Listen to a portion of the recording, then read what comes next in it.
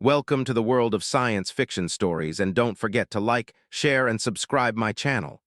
Enjoy the listening. The 3,000-year peace is over. Aliens declare war, but humans only laugh. Ambassador Kim stood at the observation window of the Harmony station, gazing at the stars scattered across the velvet darkness.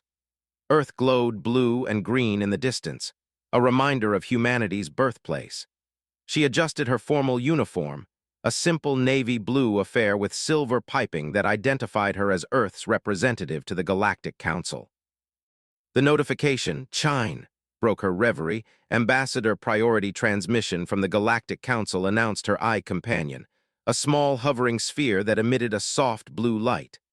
"Put it through, Jin," she replied, turning toward the large screen on the wall. The screen flickered to life, revealing the imposing figure of Supreme Commander Krall of the Tekran Imani. His insect-like body towered over the other council representatives. His exoskeleton gleamed under the council chamber lights, 4 compound eyes reflecting the stars, and his mandibles clicked with barely contained agitation. Kim maintained her diplomatic smile, though she felt a flutter of excitement. This moment had been anticipated for generations. "Greetings, Supreme Commander," she said with a small bow. "To what do I owe the honor of this direct communication?" The Tekran translator converted his clicks and hisses into the standard galactic language. "There is no honor here, human. I speak to inform you that the 3,000-year peace between our civilizations is now over." Kim raised an eyebrow but said nothing, allowing the insectoid to continue. "Your primitive species has expanded beyond acceptable parameters," Krall chittered, his mandibles spreading wide in what the Tans considered a display of dominance.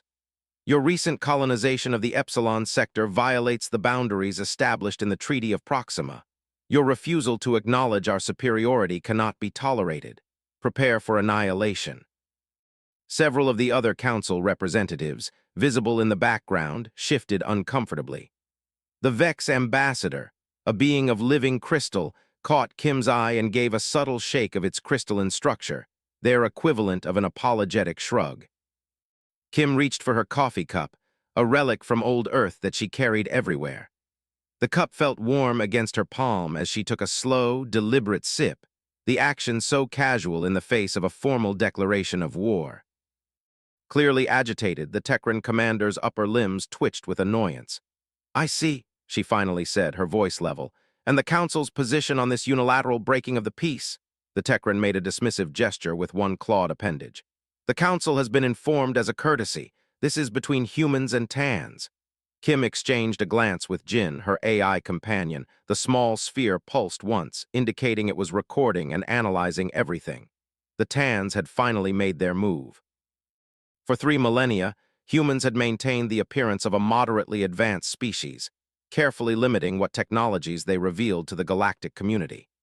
Behind this facade, humanity had been evolving, building, experimenting, and preparing. The Tans, with their rigid hierarchical society, had never accepted that human beings, whom they considered physically inferior, could be their equals. They had merely tolerated humanity, waiting for an opportunity to assert dominance.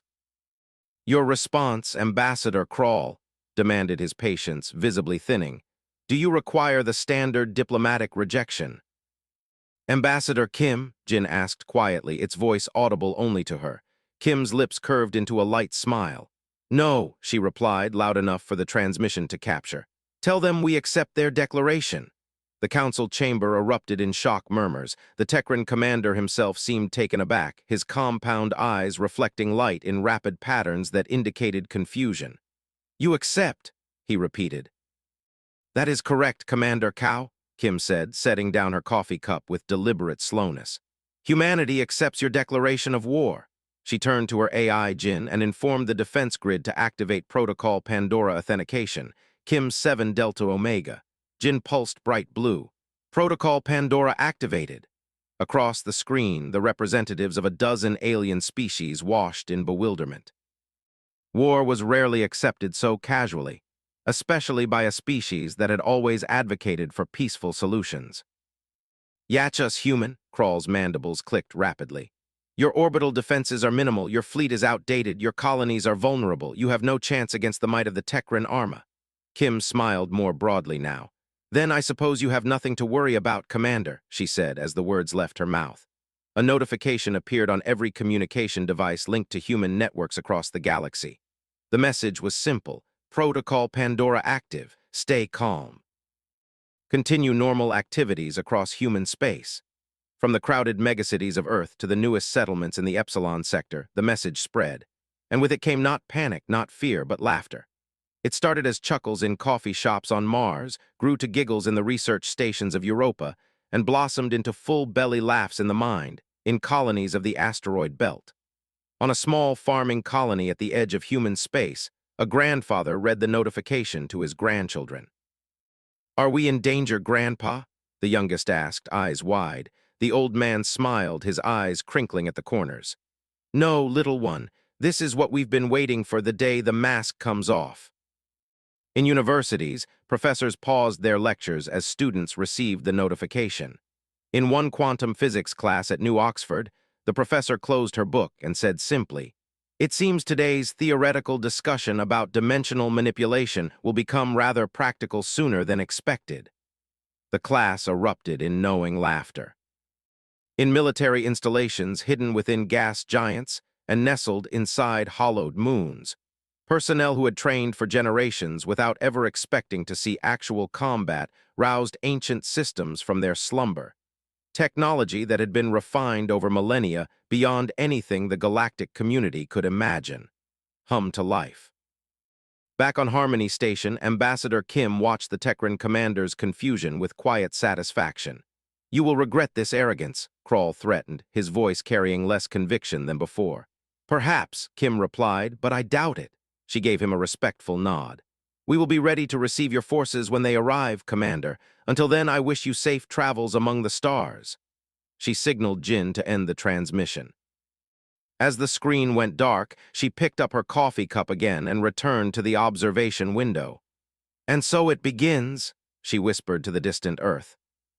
As the first reports of laughter spreading across human colonies reached Harmony Station, the massive Tekran flagship, inevitable dominance, cut through the darkness of space at the head of the largest battle fleet assembled in the past 5 centuries. 1,000 ships strong, their hulls gleaming with the dull metallic sheen of living metal. They emerged from hyperspace at the edge of the Sol system. Admiral Mock stood on the command deck, his tall insectoid form towering over the crew of lesser Tans who scurried about their duties. His carapace, decorated with the gold markings of his high rank, reflected the soft blue light of the tactical display status report. "All ships have successfully emerged from hyperspace," Admiral reported, his second-in-command adding, "No detection of human defensive measures. Their orbital platforms are visible but inactive. We detect only a small number of outdated military vessels in orbit around their 4th planet." Mock's compound eye shifted, taking in the tactical display. The intelligence reports had been correct. Despite 3 days' warning, the humans had made no significant defensive preparations. Their home world, the blue-green planet called Earth, should be visible just ahead, a prime target for the first demonstration of Tekran power. "Proceed as planned," Mock ordered. "Move the fleet into position around the human home world. Prepare the orbital bombardment sequence as discussed." The great ships moved forward in perfect formation, their engines leaving trails of ionized particles as they accelerated toward where Earth should be. Admiral Mock called the sensor officer, his voice rising with confusion. "I'm getting strange readings from the 3rd orbital position. Explain," Mock demanded. "The planet, it's not there." His head swiveled sharply. "What nonsense is this?" "Check your equipment, all systems functioning correctly," the officer insisted, his antenna twitching nervously. "The moon is present and orbiting as expected, but the planet itself is gone." Mock strode to the main view screen, his clawed feet clicking against the polished floor. The screen showed exactly what the sensors reported, the empty space where Earth should be, with the moon continuing its lonely orbit around a missing center. "Impossible," Mock muttered, his mandibles clicking rapidly in agitation. "A planet cannot vanish." He turned to his science officer. "Scan the entire system. They must have deployed some sort of cloaking technology." The science officer worked frantically at his console. "No evidence of cloaking technology, Admiral. No gravitational signature where the planet should be. By all measurements, Earth has simply disappeared." A heavy silence fell over the bridge, broken only by the soft hum of the ship systems. The Tekran military had prepared for many possible human defenses, primitive energy shields, perhaps, or desperate suicide attacks, but not this. Never. This could. Our intelligence have been so wrong. Mock wondered aloud. Could they have evacuated their entire planet before anyone could respond? Every console on the bridge lit up with warning indicators. Admiral, the tactical officer called out, we're being scanned by an unknown energy signature. It's penetrating all our shields as if they weren't there. Mock's claws tightened on the railing before him. Activate countermeasures. Raise all defenses. His words died in his throat as a swirl of light appeared in the center of the bridge. The light expanded, forming into the holographic image of a human female. Unlike the crude holograms used throughout the galaxy, this projection appeared solid, with perfect detail, from the small lines around her eyes to the subtle movement of her clothing. The human wore a simple dark uniform with no visible rank insignia. She looked around the bridge with an expression of interest, as if examining specimens in a laboratory. "Welcome to Sol," she said cheerfully, her voice as clear as if she were physically present. "I see you're looking for Earth. I'm afraid we moved it." Mock's mandibles clicked in disbelief. "Moved a planet." The words sounded ridiculous even as he spoke them. No civilization in the GN galaxy had the technology to relocate an entire planet. The human woman smiled, that peculiar expression the Tans had never fully understood. "Just a precaution. We've been expecting you for quite some time." Mock regained his composure, drawing himself up to his full, imposing height. "I am Admiral Mock of the Tichan Imani. Your deception will not save you. Produce your planet and surrender, and perhaps some of your species will be spared." The woman's expression didn't change. "I am Commander Song, Earth Defense Force, by the way, and those unusual energy readings your sensors are detecting around your fleet. That's our gravitic fold network. You're currently suspended in a time dilation field." As if to prove her point, she gestured toward the bridge window. Outside, the stars seemed frozen, their light unnaturally steady. A small piece of debris that had been floating past hung motionless in space. "While this conversation takes place in real time for us," Song continued, "for the rest of the galaxy it's been approximately 3 seconds since your arrival." Mock felt a cold sensation run through his body, an instinctive fear he had never experienced in battle. "This is impossible. Such technology violates fundamental laws of physics." Song tilted her head slightly. "According to whose physics, Admiral? The understanding shared by the Galactic Council." She made a dismissive gesture. "That's like judging all mathematics based on what's taught to children." A junior officer approached Mock, his movements hesitant. "Admiral, sensors confirm her claim. We appear to be in some sort of temporal bubble, and there's more to report." Mock demanded, not taking his eyes off the human hologram. "Where is your planet? What defense can you possibly mount against 1,000 warships?" Song's expression became more serious. "Admiral Mock, I'm going to be direct. Humanity has spent 3,000 years preparing for this moment. What you're witnessing is just the beginning of what we can do.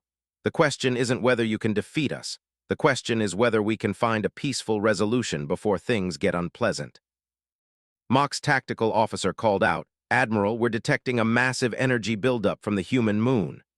On the main screen, the seemingly barren moon's surface was changed. In sections, panels were sliding open, revealing massive structures beneath.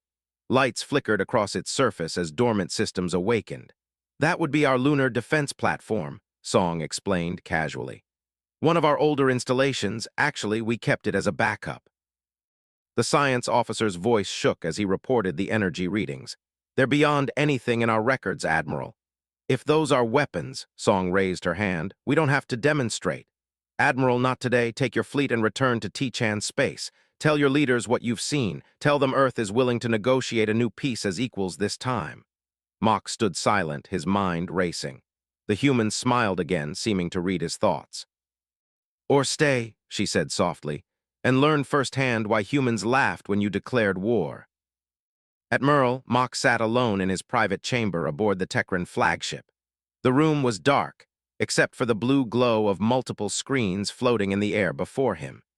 His 4 clawed hands moved rapidly over the controls, cycling through the data that the mysterious human devices had uploaded to his ship's computer. He had ordered the fleet to maintain position while he reviewed the information. 6 hours had passed, and with each new file, each new revelation, the cold feeling in his thorax grew stronger. The first files showed weapon systems unlike anything the Techran had imagined, not simply more powerful versions of known technology, but entirely new approaches to warfare. Mock watched footage of a small human vessel absorbing the energy from a test blast that should have vaporized a small moon. The energy simply disappeared into the ship's hull, which glowed briefly before returning to normal. Another file showed a demonstration of their shield technology, not the energy barriers all advanced races used, but something the humans called dimensional folding. Incoming attacks didn't hit a barrier. They simply disappeared into what appeared to be small tiers in space itself, emerging somewhere else entirely. "Impossible," Mock whispered, his mandibles clicking softly in distress. He moved to communications data. The humans had developed quantum entanglement networks that operated instantly across any distance without any possibility of interception or jamming. The T-Chan's most advanced communication systems, the pride of their military, were primitive by comparison. But what truly shook him were the energy production files. The humans had built Tyson swarms, vast networks of satellites capturing the entire energy output of stars around multiple suns in hidden systems. The energy available to them made the combined output of the entire Techran Imani look like a child's power cell.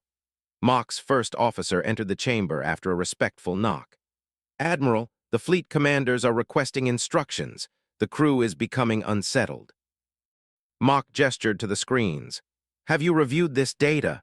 "Yes, Admiral. The Science Division believes it must be fabricated. Such technology violates too many known physical laws." Mock clicked his mandibles in annoyance. "It is not fabricated." He moved to the planet's subcommander. "They stop time around our fleet. These are not tricks." His officer lowered his head submissively but persisted. "Even if some of it is real, surely not all of it can be. The biological modifications they claim to have made. Show me your arm." "Mock," interrupted the officer, confused, as he extended his upper right arm. Mock pressed a control, and one of the small scanning devices that the humans had placed on the ship hovered over to them. It emitted a soft blue light that passed over the officer's arm. A new screen appeared showing a detailed internal view of the limb. It showed more than just the expected biological structures. Tiny machines were visible, moving through the officer's circulatory system. "What is this?" the officer asked, his voice rising in alarm. "According to the human data, they are medical nanobots, millions of them introduced into our systems when we entered the time dilation field. They are currently dormant, simply mapping our biology." The officer staggered back. "They're inside all of us." "Yes, and according to this," Mock gestured to another screen showing a human body with similar machines visible throughout. "They have lived with such technology for centuries. Their bodies repair themselves, they don't age as we do, disease is unknown to them." The officer's antenna drooped in shock. This cannot be." Before Mock could respond, the main communication console chimed.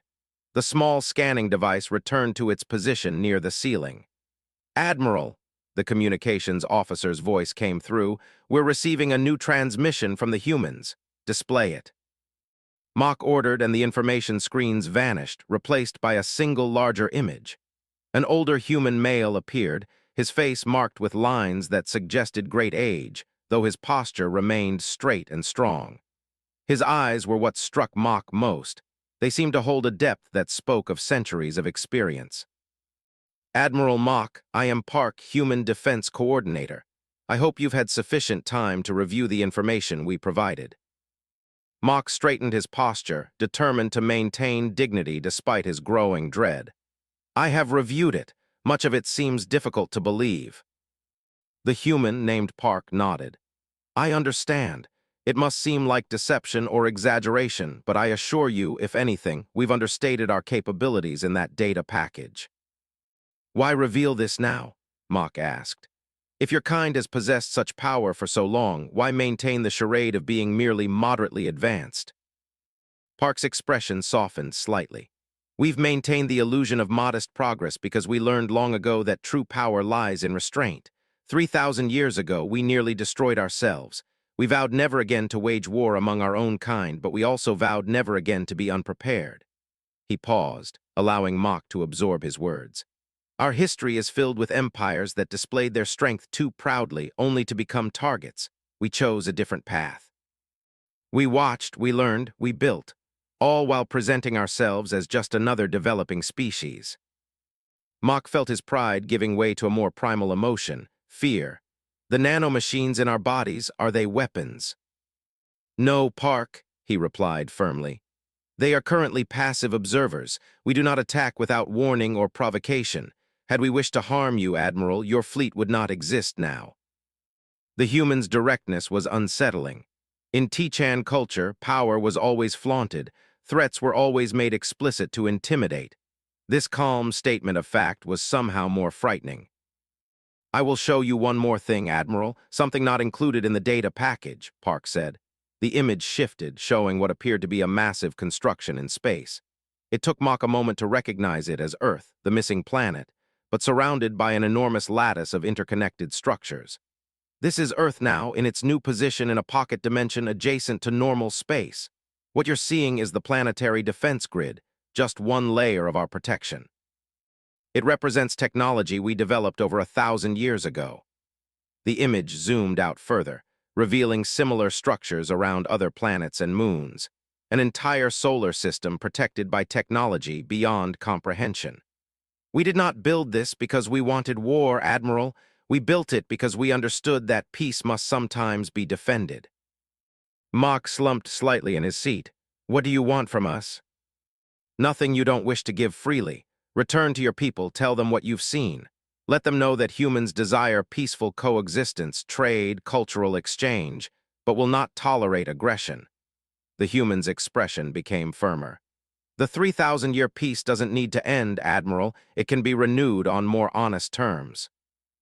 As the transmission ended, Mach stared at the empty space where the human's image had been. After several minutes of silence, he turned to his first officer. Prepare the fleet for return to Tekran space, he ordered quietly, without engaging the humans or attempting to locate their planet. The officer asked, his mandibles clicking in confusion, Mach. Looking steadily at him, Mach replied, We have already lost this war. We simply didn't know it until today. The grand chamber of the Tekran High Command echoed with the angry clicks and hisses of the TW highest commanders. Their massive insectoid forms loomed around the circular table, their carapaces gleaming with rank insignias and battle decorations. Admiral Mach stood in the center, his posture rigid despite his exhaustion. Deception, Supreme Commander VX slammed his clawed appendage on the table. You believe the tricks of soft-skinned mammals will overcome the might of the Tekran hegemony. Mach had spent 3 days presenting his evidence, the data from the human ships, the recordings of Earth's disappearance, the demonstrations of technology that defied Tekran understanding. Supreme Commander, with respect, I witnessed these things myself, Mach insisted. The humans have technology far beyond our own. They moved their planet, they stopped time around our fleet, they placed nanomachines in our bodies without our knowledge. Illusions, another commander chittered. Psychological warfare designed to make us retreat without a fight. Mach's antenna drooped slightly in frustration. The Tekran military mind was not built to accept defeat without battle. In 3,000 years of peace, they had forgotten the wisdom of their ancestors. Never underestimate an unknown enemy. The humans returned our fleet intact as a gesture of peace, Mach tried again. They could have destroyed us. Supreme Commander VX rose to his full height, towering over Mach. Enough, we have heard your cowardly report. You will be removed from command pending investigation for possible human manipulation. VX turned to the other commanders. The plan proceeds. The first strike fleet will attack the human mining colony in TCI, a simple target with minimal defenses. We will show these humans what real warfare looks like. As guards escorted Mach from the chamber, he felt a cold certainty settle in his thorax. The Tekran hegemony had just signed its own death warrant on New Haven, a human mining colony in the TCI system. The day began like any other. Workers headed to the massive excavation pits that dotted the rocky planet's surface. Children attended school in the central dome. Merchants opened their shops in the underground market tunnels. Shin, a maintenance technician for atmospheric processors, climbed out of an access shaft and wiped sweat from his brow. His communication device chimed with a message from his wife. Don't forget we're meeting Han and you for dinner tonight at 19:00 at the Garden Dome. He smiled and sent a quick confirmation as he packed his tools. A notification appeared on his device. Protocol Pandora Level 2 activation. Continue normal activities. Shin paused, then calmly finished packing. Around him, other workers received the same message. Some exchanged knowing glances, a few smiled, but everyone continued working. No alarm sounded, no emergency announcements blared from the colony speakers, no evacuation orders were issued on the surface. Nothing changed in orbit around New Haven. Automated sensors detected the arrival of the Tekran First Strike Fleet. 3,000 warships emerged from hyperspace, their weapon systems immediately powering up. The fleet spread into an attack formation, surrounding the small planet. On the flagship's bridge, Fleet Commander Zach studied the tactical display with satisfaction. The human colony had a minimal orbital defense system, a few outdated platforms that his ships could destroy in seconds. "Begin the attack," he ordered. "Target their orbital defenses first, then the major population centers." Weapons officers activated targeting systems, energy cannons charged, missile bays opened, all weapons locked on target. "Commander," the tactical officer reported, "fire." Commander Zach commanded across the Tekran fleet as weapons discharged brilliant beams of energy lancing toward the planet. Missiles streaked through space, their engines flaring bright against the blackness. Then, without warning, everything stopped. The energy beams froze in space, hanging like bright threads connecting the Tekran ships to their targets. The missiles halted mid-flight, their propulsion flames frozen in place. On the bridges of every Tekran vessel, officers found themselves unable to move, suspended between one moment and the next. Only their minds remained active, aware of their paralysis but unable to respond. On every screen across the fleet, a human woman's face appeared, the same woman Admiral Mock had encountered in the Sol system. "Greetings, Tekran forces. I am Commander Lee of Earth Defense Force." Her expression showed no anger, only a kind of patient disappointment. "We tried to warn you through Admiral Mock. We provided evidence of our technological capabilities. We offered peace." Fleet Commander Zach could only watch, his body frozen in place, his mandibles locked mid-click. "Now, I believe a demonstration is in order." Commander Lee continued, "You've brought 327 ships carrying approximately 6 million Tekran military personnel. You've targeted a civilian mining colony with a population of 20,000, including 6,000 children." She looked back up, her eyes now hard.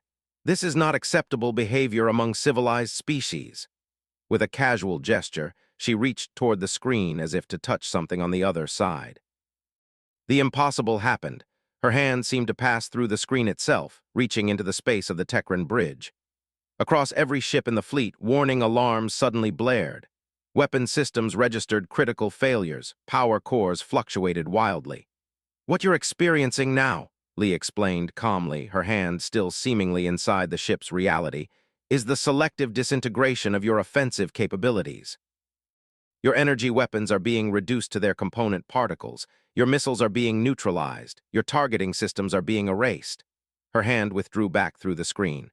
"Your life support systems remain untouched, your engines remain functional, your communication systems remain operational." The time stoppage ended as suddenly as it had begun. Tekran officers stumbled as movement returned on the flagship's bridge. Commander Zach nearly fell, catching himself on a nearby console. "Damage report," he shouted, regaining his balance. "Commander," the weapons officer's voice shook, "all weapons are gone." "Not damaged, gone. The physical structures have disappeared from the ships." "Impossible." Zach rushed to the officer station, pushing him aside to see the readings himself. The screen showed exactly what the officer had reported. Where massive energy cannons had been mounted, there was now only empty space. Missile bays stood open and empty. Even the smallest personal weapons had vanished from their storage lockers. On the main screen, Commander Lee continued speaking. "Your fleet has been neutralized without harming a single Tekran life. You are now unable to attack, but fully able to return home." She leaned closer to the screen. "This is perhaps the smallest demonstration we could arrange of human defensive capabilities. Admiral Mock tried to warn your leadership. They chose not to listen." The human's face was replaced by images of human warships, vessels that had not been detected by any Tekran sensor. They were unlike any ships Zach had ever seen. Their designs were flowing and organic rather than angular and armored. They moved with impossible grace, surrounding the Tekran fleet completely. These vessels could have destroyed your fleet the moment you entered the system, Lee explained over the images. They chose not to. The screen split to show the mining colony below. Workers continued their tasks, children played in park domes. No one was panicking, no one was even looking up. Our citizens continue their normal lives, Lee said, her face reappearing. They know the protocol Pandora is active, they trust in our defenses, they do not fear you. Commander Zack sank into his command chair, his exoskeleton clicking softly as the truth sank in. The much-feared First Strike Fleet, the pride of the Tichan Imani, had been rendered harmless without a single shot fired. Return to your home world, Commander. Tell your leaders what happened here today. Tell them that humans still desire peace, but we will not be threatened again. The screens went dark across the bridge. Officers looked to Zack for orders. After a long silence, he rose from his chair. Set course for Tekran Prime, he ordered quietly. We're going home. As the fleet turned away from the human colony on the planet below, Shin received another message from his wife. Don't forget to pick up dessert on your way home. He smiled and continued his work, glancing briefly at the sky where the Tekran fleet was now just tiny points of light retreating into the distance. The neutral space station Harmony Point floated at the precise center of territories claimed by the 5 major galactic powers, built by the peaceful Vander 1,000 years ago. Its gleaming white halls had hosted countless peace talks and trade negotiations. Never before had it hosted a meeting quite like this one. Representatives from 27 species sat around the massive circular table in the grand chamber. Some were humanoid, others insected like the Tans, while still others took forms that defied easy description. Crystalline structures, gaseous clouds contained in specialized suits and beings of living light. Supreme Commander VX of the Tekran hegemony sat rigidly in his place, his once-proud posture now stiff with humiliation. The loss of the First Strike Fleet, without a single shot fired in battle, had shaken the Tekran military to its core. Behind him stood Admiral Mock, reinstated after his warnings proved tragically accurate. The humans have not yet arrived, announced the Vandari moderator, her melodious voice carrying easily through the chamber. They have requested to send a single representative, the Drev ambassador. A being of living flame flickered with agitation. One representative? After what they've done, this is another insult. It is practical, countered the Lawn counselor, her 6 eyes blinking in sequence. If they wish to destroy us, they would not need to send anyone at all. A heavy silence fell over the gathering as the truth of these words sank in. 3 days of urgent communications between galactic powers had confirmed the extent of human technological superiority, the movement of Earth itself.